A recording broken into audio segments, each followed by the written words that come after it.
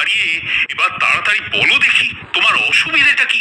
আজ্ঞে মহারাজ, মুখে স্বাদ নেই। তাহলে গোপাল শুরু করো, কি চিকিৎসা করা যায়? তবে তার আগে আমার শর্তটা আরেকবার বলে দিই মহারাজ।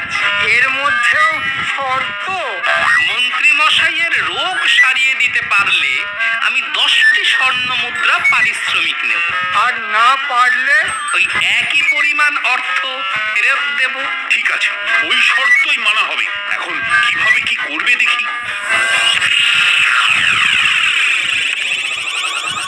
ওটা কি?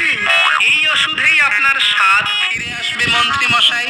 দেখি একটু হা করুন, খেলে দেখি।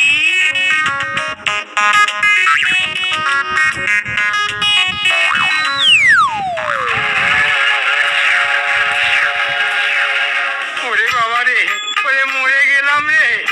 আগুন!